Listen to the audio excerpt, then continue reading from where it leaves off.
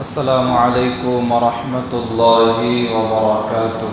وعليكم السلام ورحمة الله وبركاته. الحمد لله رب العالمين،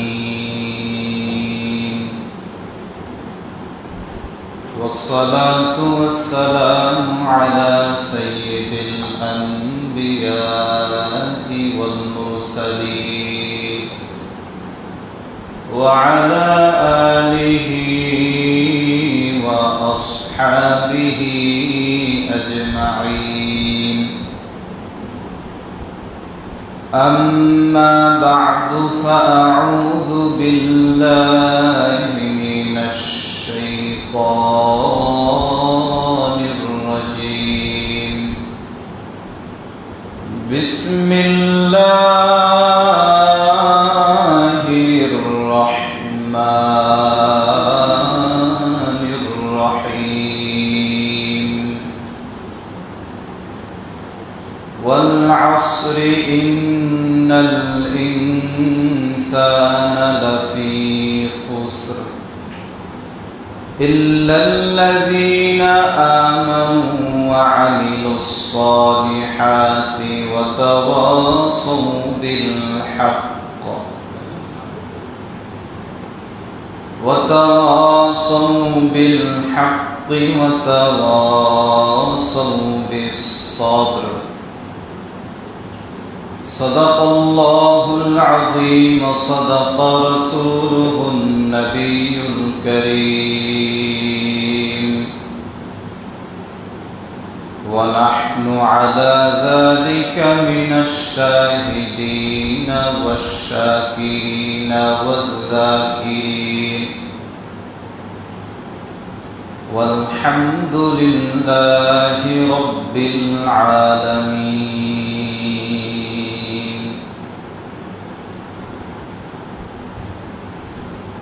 دین کی سورج ڈوب رہی ہے، ہم لوگوں کی سامنے دین کی سورج ڈوب رہی ہے، ہم لوگوں سامنے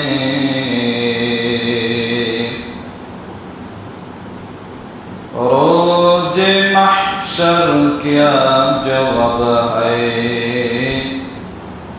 مصطفیٰ کی سامنے لا الہ الا اللہ، لا الہ الا اللہ، لا إله إلا الله،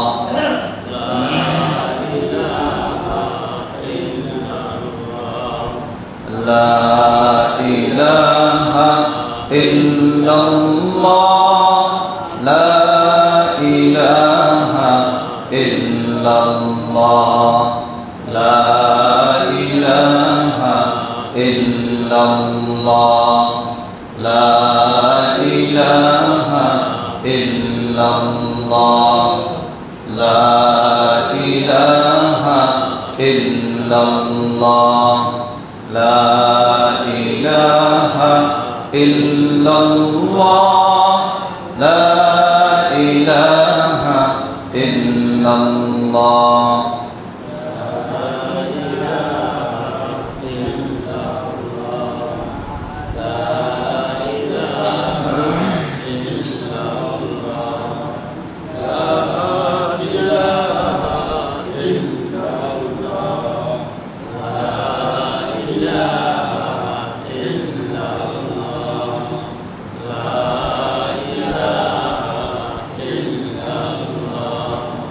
لا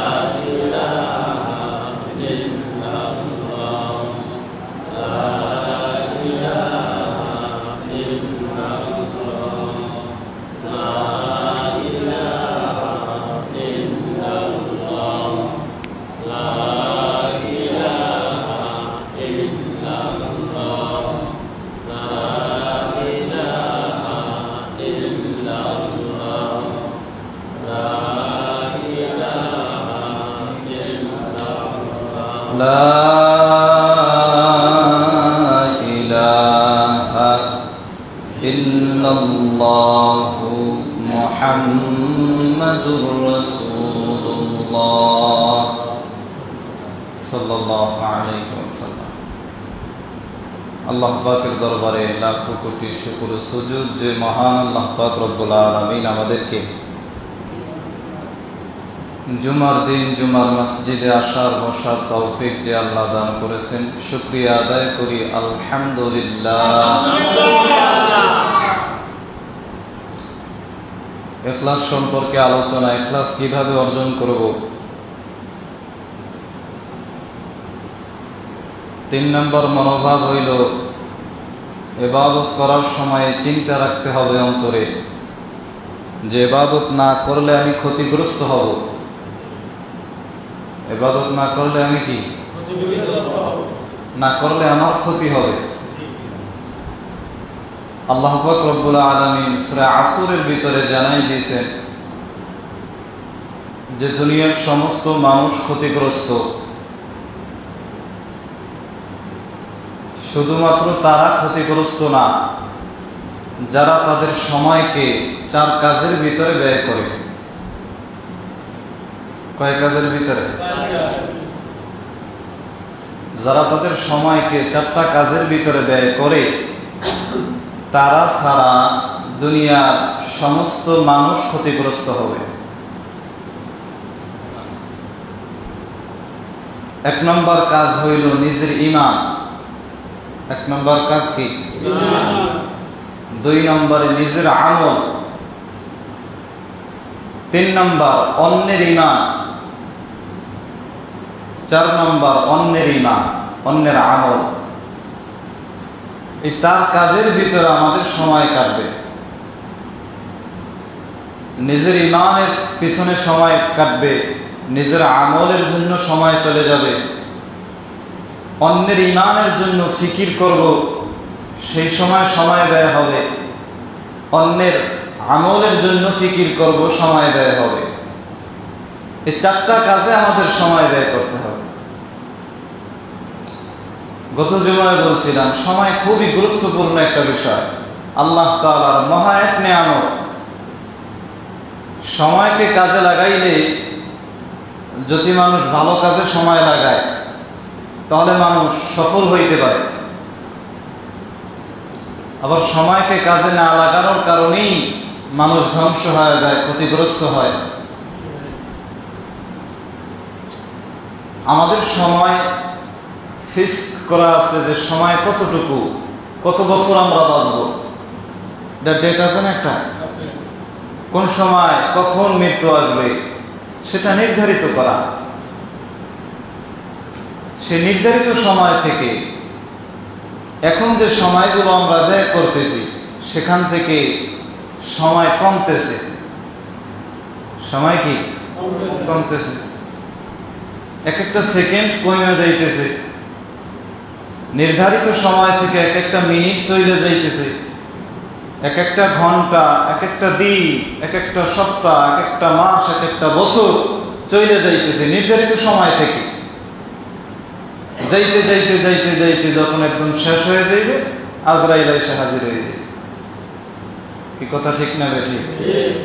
সন্দেহ আছে কোনো এতে? মৃত্যু তো হবেই হবে, সেটা টাইমও সেট করা আছে, কিন্তু আমরা জানি না।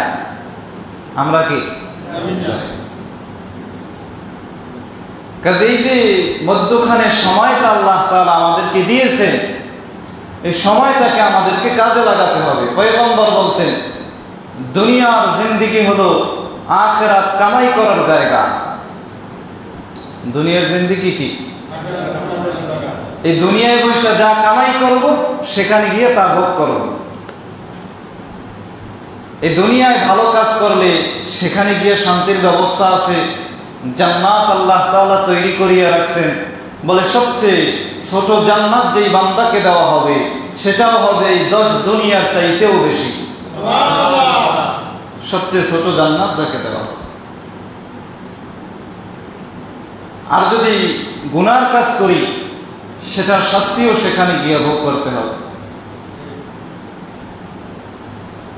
فمن يعمل مثقال ذرة خيرا يره ومن يعمل مثقال ذرة شرا يره। যারা পরিমাণ নেক আমল যেই বান্দা করবে সেই যারা পরিমাণ নেক আমলের বদলা সে সেখানে গিয়ে পাবে। আর যারা পরিমাণ গুনার কাজ যেই বান্দা করবে সেই যারা পরিমাণ গুনার শাস্তিও তার ভোগ করতেই হবে। কাজে সময় বড় গুরুত্বপূর্ণ জিনিস। আল্লাহ তাআলা সূরা আসরের ভিতরে বলছেন ওয়াল আসর, সময়ের কসম। কসম ওই জিনিসের দেওয়া হয় যে জিনিসটা অনেক দামি। যে জিনিসটা কি দামি সেই জিনিসটারই কসম কাটা হয়। আল্লাহ সময়ের কসম দিয়ে বুঝাইছেন যে সময় অনেক গুরুত্বপূর্ণ এক জিনিস। সময়কে কাজে লাগাও, সময়কে কাজে লাগাইলেই তুমি সফল হইতে পারবা, সময়কে কাজে না লাগাইলেই তুমি ধ্বংস হয়ে যাবে। কাজে আমাদের এই হায়াতের জিন্দেগিটা আমাদেরকে আখিরাতের কাজে লাগাইতে হবে। বলে হুজুর তাহলে কি দুনিয়ার কাজকর্ম কিছুই করতে পারবো না? বলে না, দুনিয়ার কাজকর্ম যেটা করি, বাজারে যাই, ব্যবসা করি, দোকানদারি করি, ড্রাইভারি করি, চাকরি করি, যাই করি না কেন সেটাও আমার ইবাদত বলে গণ্য হবে যদি আমার নিয়তটা সহি হয়। যদি আমার নিয়ত কি হয়, আমি কি জন্য চাকরি করতেছি, আমি কি জন্য ব্যবসা করতেছি, বলে আমার সংসার চালাইতে হবে, আমার স্ত্রীর ভরণ পোষণ দিতে হবে, আমার সন্তানের ভরণ পোষণ দিতে হবে, এটা আমার দায়িত্ব। বলে কে দায়িত্ব দিছে? বলে আল্লাহ দায়িত্ব দিছে। আল্লাহর দায়িত্ব পালন করাটাই তো নেক আমল। এ কথা ঠিক না? কাজে এটাও নেক আমল, শুধু নিয়তটা একটু পরিবর্তন করলেই হয়। ব্যবসার পিছনে যে সময়টা আমি ব্যয় করি সেটাও আমার আমলের পিছনেই সময় কাটতেছে। আল্লাহ বুঝার তৌফিক দান করে। আমিন। বলে সময় বড় গুরুত্বপূর্ণ জিনিস, বান্দা সময়কে কাজে লাগাও। বলে সময় কোন কাজে লাগাইবা? বলে চারটা কাজে তোমার সময়কে ব্যয় করবা। 1 নাম্বার কাজ হইল তোমার ঈমান, 2 নম্বরে নেক আমল, 3 নাম্বার হইল অন্যের ঈমানের জন্য ফিকির করার চেষ্টা করা, 4 নাম্বার অন্যের আমলের জন্য ফিকির করা। এই 4টা কাজে তোমার সময় লাগবে। পয়গম্বর আলাইহিস সালাতু ওয়াস সালাম বলেন, উম্মতের দল, এই সময়ের ব্যাপারে মানুষ বড় ধোঁকা খায়, শয়তান ধোঁকা দেয়। শয়তান বলে আজকে করার দরকার নাই, কালকে করো। কালকে গেলে কয় আজকেও দরকার নাই, পরশু করো। কে ধোঁকা দেয়? শয়তান। বলে নামাজ আজকে পড়ার দরকার নাই, কালকে থেকে একদম ঠিক মতো নামাজ শুরু করবা। আজকে রোজা রাখার দরকার নাই, এবছর রোজা না রাখলে তেমন কোনো সমস্যাই হবে না, আগামী বছর থেকে রাখবা। কে ধোঁকা দেয়? বন্ধু না শত্রু? যারা কয় না বন্ধু, বন্ধু না শত্রু? সে ধোঁকা দেয়, আজকে করার দরকার নাই। এরকম ধোঁকায় ফালাইয়া ফালাইয়া করতে করতে করতে করতে করতে করতে আজরাইল এসে হাজির হয়ে যায়, করার হয় না। কি কথা ঠিক না? পয়গম্বর বলে মানুষ বড় ধোঁকা খায় সময়ের ব্যাপারে। এজন্য নবীজি বলছেন হাদিসের ভিতরে 4টা সময় আসার আগে, 4টা অবস্থা আসার আগে 4টা অবস্থার মূল্যায়ন করো। 1 নম্বরে বান্দা, তোমার যৌবন থাকতে যৌবনের মূল্যায়ন করো বার্ধক্য আসার আগে। বুড়া হওয়ার আগে যৌবন বয়সের মূল্যায়ন করো। বুড়ো হওয়ার আগে কিসের মূল্যায়ন করতে বলছে? বলেন কি বুড়ো হয়ে গেছেন এলে কইবেন না? বুড়ো হওয়ার আগে কোন বয়সের মূল্যায়ন করতে বলছে? যৌবন। যৌবন কাল বড় দামি এক সময়। বলে ইবাদত করার মূল সময় হলো যৌবন কাল। অথচ আমরা কি বলি? বলে এই বয়সেই তো পোলাপনে কত আকাম কুকাম করে, নামাজ নাই কালাম নাই, এই বয়সেই তো একটু দুষ্টমি বেশদিন করবে, এই বয়সেই তো একটু মজা করবে, এই বয়সেই তো একটু আকাম করবে। এই কথা বলি না আমরা? অথচ এটা কেউ বলে না যে এই বয়সেই তো ইবাদত করা উচিত, যুবক বয়সেই তো ইবাদত করবে, বুড়া কালে তো তখন কোমর বাঁকা হয়ে যাইবে, ঠিক মতো সেজদাও দিতে পারে না, ঠিক মতো রুকুও করতে পারে না, ঠিক মতো দাঁড়াইতেও পারে না, মসজিদে উজু কইরা আস্তে আস্তে উজু 14 বার শেষ হয়ে যায়। এই কথা ঠিক না? যৌবন কাল হইলে ইবাদতের মহা মূল্যবান এক সময়, অথচ শয়তান সেটাকে ধোকায় ফালাইয়া বলে এই যৌবনে ইবাদত করার দরকার নাই। বলে কি ও ভাই তুমি এখনো কোনো নামাজ ধরতে পারলা না? বলে আমার এখনো নামাজ পড়ার সময় হয় নাই। বলে আমি তো এখনো যুবক, এই বয়সে যদি হুজুর হয়ে যায় তাহলে মানুষ কি বলবে? এই বয়সে যদি লম্বা জামা গায়ে দিয়ে হাঁটি তাহলে মানুষ কি বলবে? এত তাড়াতাড়ি নামাজ পড়ার বয়স আমার হয় নাই। কি বলে কি বলে না? বলে এত তাড়াতাড়ি রোজা রাখার বয়স হয় নাই। আবার মা বাবাও বলে ঠিক আছে এত তাড়াতাড়ি সন্তান কেন রোজা রাখবে, এখনো ছোট মানুষ। এখনো কি মানুষ? ছোট মানুষ। অথচ আকাম করছে 14 জায়গায়। 14 জায়গায় আকাম করা শেষ, সে আমার ছোট মানুষ। রাগ করেন আমার কথায়? বলে যৌবন কাল হলো মহামূল্যবান এক সময়। বান্দা এই যৌবনের ইবাদত আল্লাহর কাছে অনেক দামি। ইতিহাসে বড় বড় বুজুর্গ যারা ছিলেন তারা যৌবন বয়সী বুজুর্গ হয়েছে। হযরত ইমাম শাফিঈ রাহমাতুল্লাহি আলাইহি তিনি 13 বছর বয়সে ইমাম শাফিঈ হয়েছে। কত বছর বয়সে? 13 বছরের গুরুগারের তো খবরই নেই। অথচ 13 বছর বয়সে ইমাম শাফিঈ রাহমাতুল্লাহ আলাইহি তিনি কোরআনের দর্স দিতেন 13 বছর বয়সে। হযরত ইব্রাহিম আলাইহিস সালাতু ওয়াস সালাম যুবক বয়সী ইসলামের দাওয়াত দিয়েছেন, আল্লাহর একাত্মবাদের দাওয়াত পৌঁছেছেন যুবক বয়সে। হযরত মূসা আলাইহিস সালাতু ওয়াস সালাম যখন ফিরাউনের কাছে ইসলামের দাওয়াত নিয়ে গেল তখন তিনি একজন টকবগে যুবক। হযরত ঈসা আলাইহিস সালাতু ওয়াস সালাম ছিলেন যুবক। আমাদের নবী পয়গম্বর আলাইহিস সালাতু ওয়াস সালাম যখন নবুয়ত লাভ করলেন তখন তার বয়স ছিল 40 বছর। যুবক কি যুবক ছিল না বুড়া ছিল? হযরত আবু বকর সিদ্দিক রাদিয়াল্লাহু তাআলা আনহু ইসলাম গ্রহণ করেছেন, তার বয়স ছিল 38 বছর। হযরত ওমর রাদিয়াল্লাহু তাআলা আনহু ইসলাম গ্রহণ করেছেন, তার বয়স ছিল মাত্র 27 বছর। হযরত আলী রাদিয়াল্লাহু তাআলা আনহু ইসলাম গ্রহণ করেছিলেন, তার বয়স ছিল মাত্র 10 বছর। কয় বছর? 10 বছর। দেখছেন নি কারণ তারা এত দামি হয়ে গেছে। কোন বয়সে ইবাদত করছে? বলে না বলে না কোন বয়সে? যুবক বয়সে। যুবক বয়সে ইসলাম গ্রহণ করছে, যুবক বয়সে ইবাদত করি আল্লাহর কাছে এত প্রিয় হয়ে গেছে তারা। অথচ আমরা বলি যুবক বয়সে ইবাদত করার দরকার নেই। বড় বড় আল্লাহর ওলিরা তারা যুবক বয়সী আল্লাহর ওলি হয়েছে, বুজুর্গ হয়েছে, যুবক বয়সী অনেক দামি হয়েছে ইবাদত করিয়া।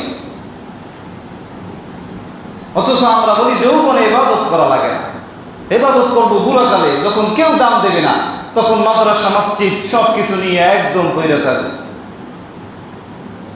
আমার এক বন্ধু কইতো কয় আমি লিগ ছাড়া কিছু করি না। লিগ ছাড়া কি কিছু করে না? ছাত্র জীবনে করছি ছাত্রলীগ, যুবক হয়েছি তখন যুবলীগ, বৃদ্ধ হয়ে গেছি তখন আওয়ামী লীগ। কয় আমার চলতে ফেলতে কিছু পারি না, কেউ জিগায় না, এখন তাবলীগ। এখন কি তাবলীগ? লিগ ছাড়া কোনো কথা নেই। সারা বয়সে যত আকাম কুকাম কইরা বুড়া বয়সে ইবাদতের জন্য বাবা, অথচ সেই সময় ঠিক মতো ইবাদতই করা যায় না। যুবক বয়স হলো ইবাদত করার আসল সময়, মূল্যবান সময়, অথচ সেই সময়কে আমরা কাজে লাগাই না। আল্লাহ বুঝার তৌফিক দান করুন। আমিন। বলে বান্দা যৌবন বয়স বড় দামি এক সময়। বলে কিয়ামতের ময়দানে কঠিন মুসিবতের সময়। আল্লাহ তাআলার আরশের নিচে 7 শ্রেণীর মানুষ জায়গা পাবে। কয় শ্রেণীর মানুষ? 7 শ্রেণীর মানুষ আল্লাহর আরশের নিচে ছায়া পাবে। বলে কিয়ামতের যখন ভয়াবহ অবস্থা শুরু হবে, আল্লাহ তাআলা কোরআনের ভিতরে জানায় দেয়, ইয়া আইয়ুহান নাসুত্তাকু রাব্বাকুম ইন্না জালজালাতাস সাআতি শাইউন আযীম ইয়াওমা তারাউনাহা তাযহালু কুল্লু মুরদিআতিন আম্মা আরদাআত ওয়া তাদাউ কুল্লু যাতি হামলিন হামলাহা ওয়া তারান নাসা সুকারা ওয়া মা হুম বিসুকারা ওয়ালাকিন্না আযাবাল্লাহি শাদীদ।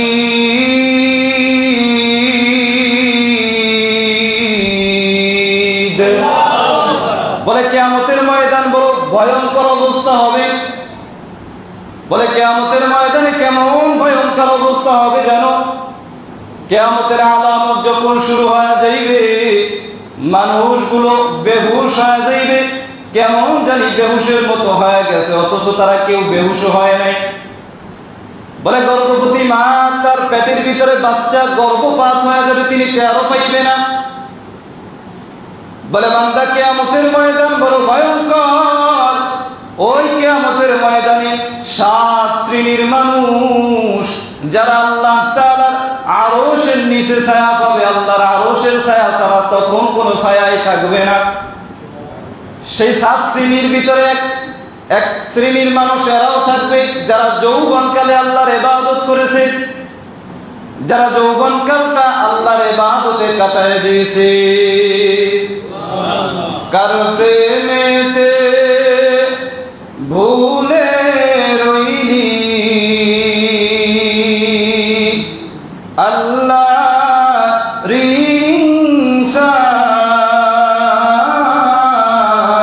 রিনসান না মানলি ফর মানবে তুই, না মানলি কুরআন, না মানলি ফর মানবে তুই, না মানলি কুরআন। নাম নিশানা নাহি ছিল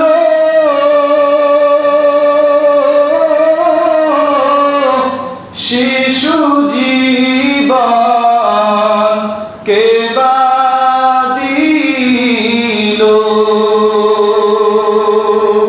কার দয়াতে আসলি রে তুই,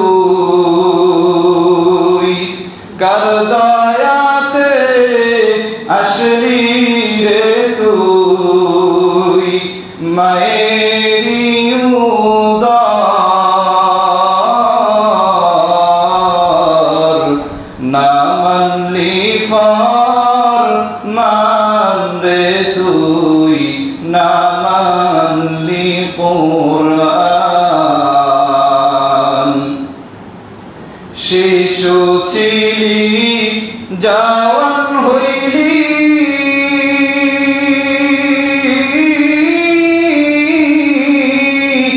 নানা ভাবে সাদ মিটাইলি,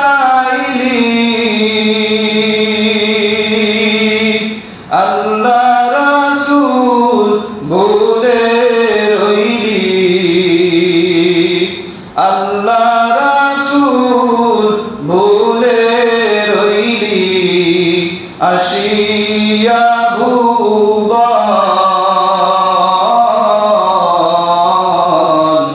না মানলি ফর মানবে তুই, না মানলি কুরআন। যতই করো বাহাদুরি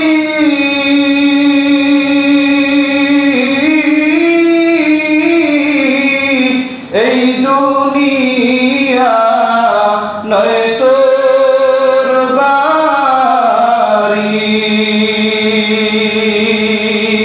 যেতে হবে সবই ছাড়ি, যেতে হবে সবই ছাড়ি, কবর মাজার,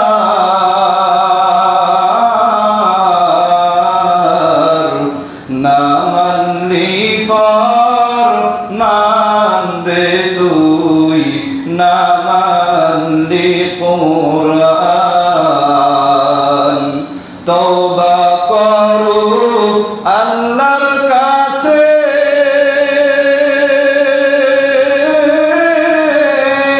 তওবার দরজা খোলা আছে, ক্ষমা করলে করতে পারে, দয়া করলে করতে পারে, তিনি যে রহমান।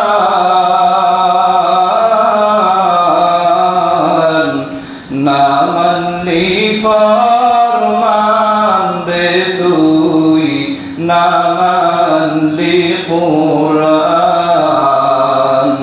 কারো প্রেমেতে ভুলে রইলি আল্লাহর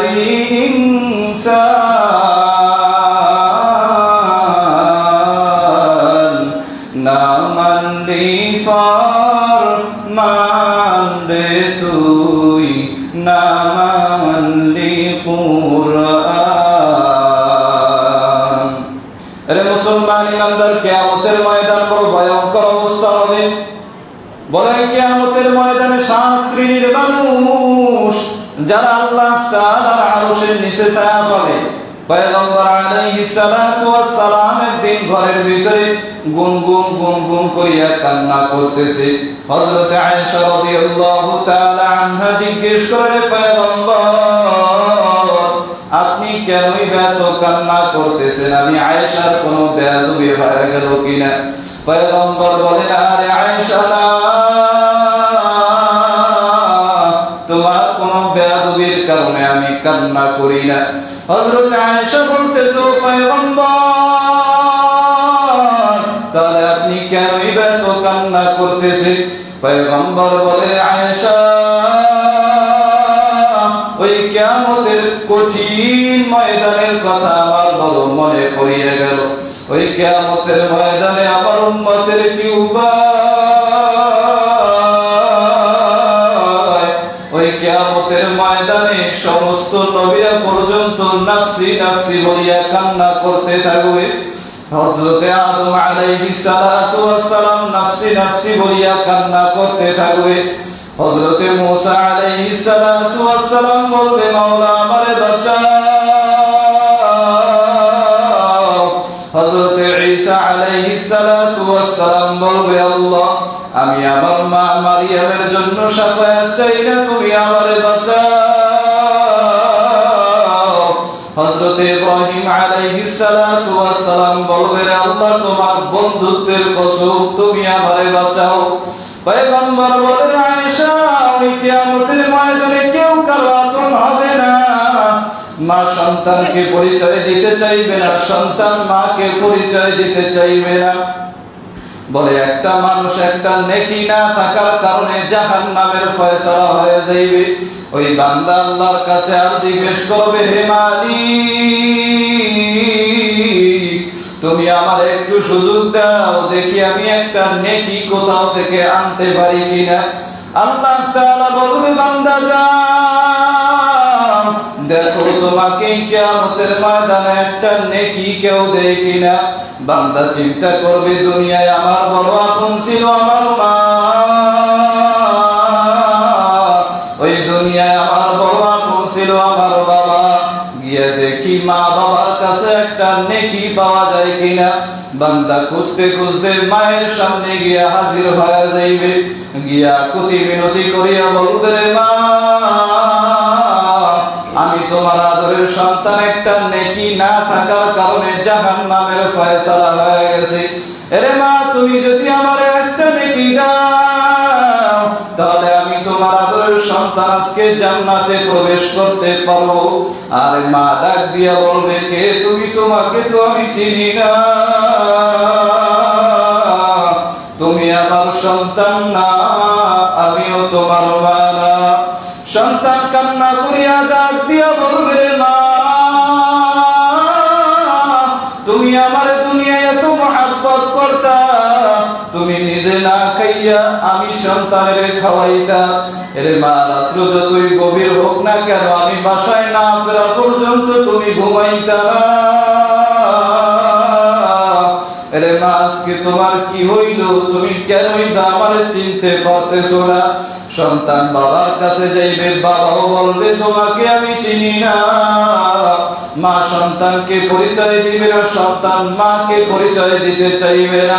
এরে মুসলমান ইমানদার, ওই কিয়ামতের ময়দানে বান্দা যদি নেক আমল করিয়া আল্লাহকে রাজি খুশি করিয়া যাইতে পারো, বান্দা যদি যৌবন বয়সে ইবাদত করিয়া আল্লাহকে খুশি করিয়া যাইতে পারো, তাহলে আল্লাহ তাআলার আরশের নিচে তুমি ছায়া পাইবা। কারণ এই কিয়ামতের ময়দানে আল্লাহর আরশ ছাড়া আর কোনো ছায়ার ব্যবস্থাই থাকবে না। এরে মুসলমান ইমানদার, আজকে দুনিয়া থেকে সূর্য অনেক দূরে, তারপর অনেক বাধার পরে সূর্য এই জমিনে আলো দেয়, তারপর সূর্যের গরম সহ্য করা যায় না, রাতের বেলাও ঘাম ফ্যানের বাতাসেও ঠান্ডা হয় না।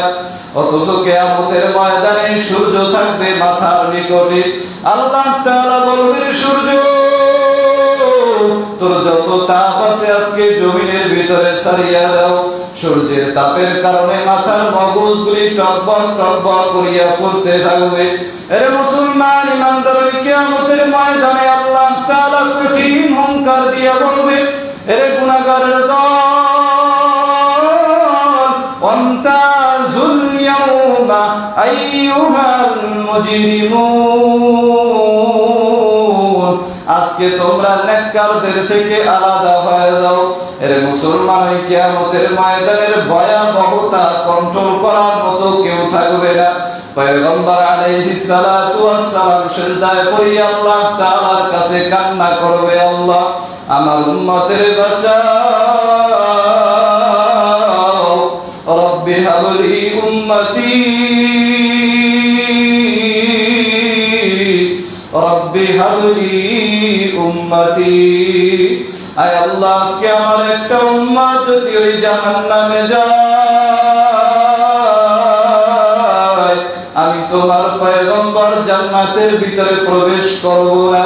আরে মুসলমান ইমানদার, তখন আল্লাহ তাআলা পয়গম্বরকে অনুমতি দিয়ে দিবে। পয়গম্বর তার উম্মতদেরকে চিনিয়া চিনিয়া বাসিয়া বাসিয়া জান্নাতের ভিতরে প্রবেশ করাইবেন। আল্লাহ তাআলা আমাদের সকলকে কবুল করিয়া নেন। আরে মুসলমান ইমানদার, কিয়ামতের ময়দানের ভয়াবহতা সহ্য করার মতো ক্ষমতা নাই। এজন্য বান্দা যুবক বয়সে যদি আল্লাহর ইবাদত করো, এই যুবক বয়সটাই হলো ইবাদত করার আসল সময়। যুবক বয়সে আখিরাত অর্জন করার আসল সময়। এজন্য আল্লাহর কাছে তওবা করতে হবে। আল্লাহ, জীবনে অনেক অন্যায় করেছি, অনেক গুনাহ করেছি, অনেক নাফরমানি করেছি। আজকে এই মজলিসে বসে আমিও তওবা করব, আপনারাও তওবা করবেন। আর জীবনেও গুনাহ করব না, নেকির কাজ ছাড়ব না, মা বাবার খেদমত করব, 5 ওয়াক্ত নামাজ জামাতের সহিত আদায় করব, নবীর সুন্নাত ওয়ালা জিন্দেগি করব, সহিহ শুদ্ধভাবে কোরআন শেখার চেষ্টা করব, আলেম ওলামার সঙ্গে সম্পর্ক রাখিয়া তাদের পরামর্শ নিয়ে চলব। তওবা করার যদি খাঁটি নিয়ত হয়, খাঁটি দিলে তওবার নিয়তে দুটো হাত আমার আল্লাহরে দেখায় দেয়। আয় আল্লাহ, সকলের হাতগুলিকে কবুল করে নেন। আয় আল্লাহ, আমাদের তওবা কবুল করে নেন। তওবা করতেছি, তওবার উপরে মজবুত হয়ে চলার তৌফিক দান করেন, আমিন।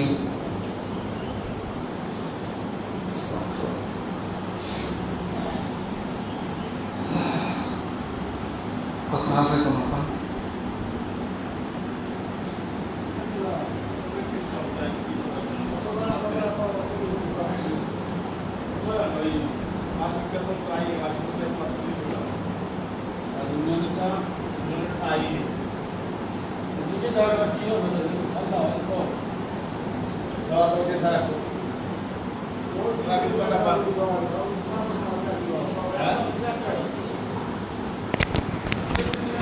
Yeah.